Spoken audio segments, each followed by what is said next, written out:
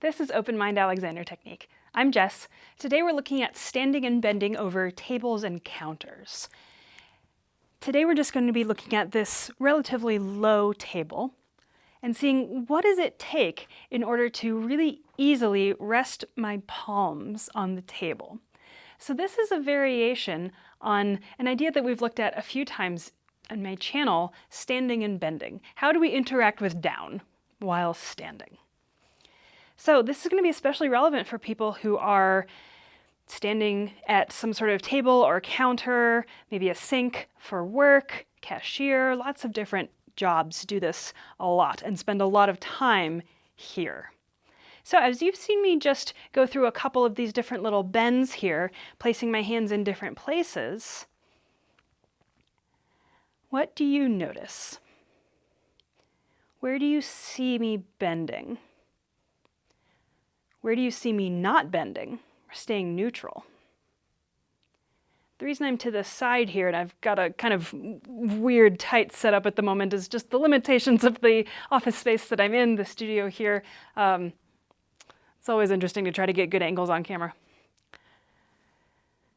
From the side, you'll be able to see this kind of outline of my shape here. This is very similar in my previous video on the children's book that I wrote and illustrated, showing the lines and curves in the skeleton. So you can kind of imagine for a second, if you had X-ray vision, what would my skeleton look like? When I'm here, going all the way through all of this bending. And how am I looking down?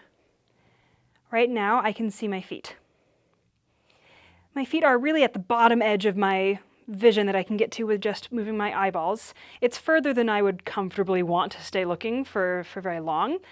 But really, looking down at this stack of magazines here, this is directly in my line of vision. Very, very easy to look at. So let's go through some observation practice. Where am I bending? Well, I'm not taking my neck forward. I'm also not taking my middle spine forward.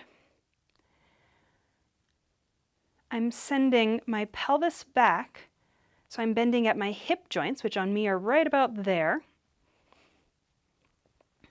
and in the middle on both sides. So your hip joints are right in the middle of the V of your pelvis on each side, where that connects with your thighs. We're looking at where does this bit connect to this bit. So you can kind of think of it as like a puppet, or where would a doll's leg connect in there? It's right in there. So that's my hip joint. That's the actual ball and socket joint. And notice that everything above that of my torso, neck, and head tower is not changing. I'm just tilting the whole tower together. So where does looking down come from? It comes from my legs. I'm sending my hips back and my knees forward in space. So if you take a look at my knees here, I'll move back a little bit so you can see better. You can see the front edge of my knees here. I can move that directly above my ankles. I can move that forward of my ankles. I can even have this behind my ankles as far as where my knees actually are compared to where my ankles connect. Everything behind my ankles is very uncomfortable and very difficult to access, and I immediately notice the difficulty in my back of maintaining this position because it's really badly distributed. So now let's go to some observation of yourself. How do you think you stand at a counter or a table like this? Give it a try, do some observations, see what happens. You can use a camera like on your phone, you can use a mirror, you can use another person to tell you where are your knees and your hip joints going compared to your shoulders, compared to your ankles. There's a lot of learning that can be done here, and there's a lot of different ratios that can be used. There's no single correct bend. But there certainly are bends that are less helpful and less efficient. So when I'm interacting with down, when I need to place my hands flat on something so that the palm of my hand is flat on the table, that's a non-zero amount of bend. I don't have to be here, that's not a requirement. But I do actually need to bend, especially because the times that I'm actually going to do this, I want to be looking down because I'm interacting with something that is down.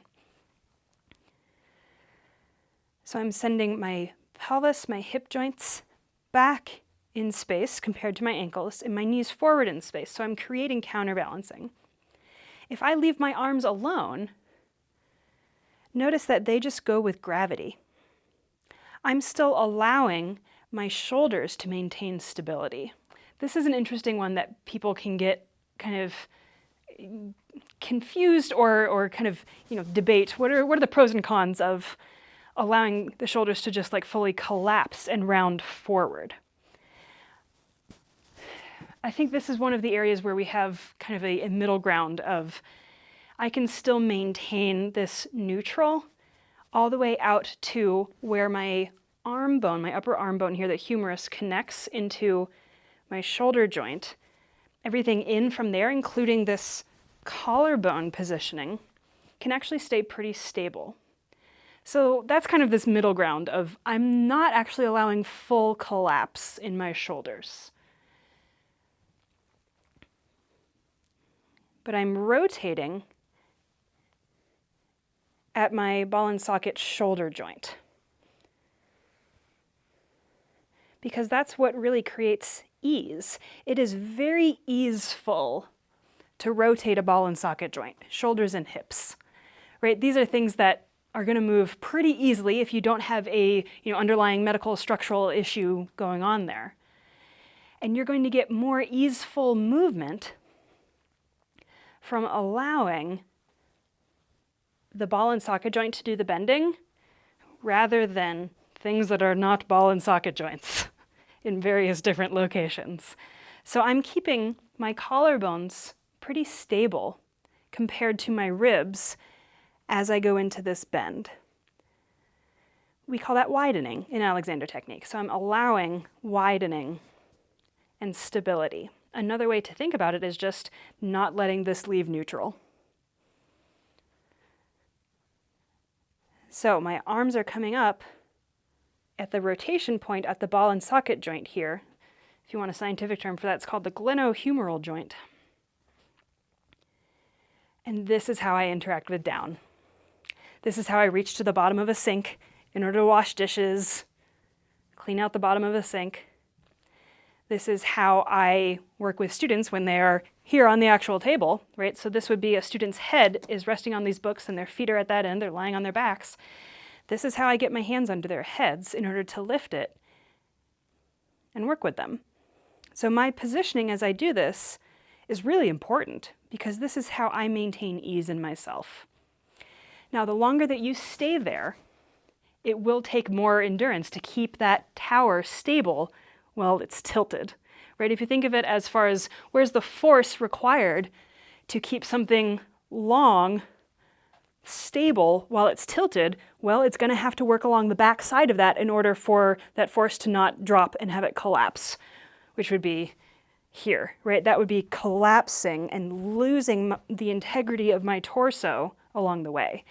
And that takes endurance. It just takes muscle work. So the longer that you stay there, the more you're going to have to treat it as more of a workout. And that is something that I actually do on purpose.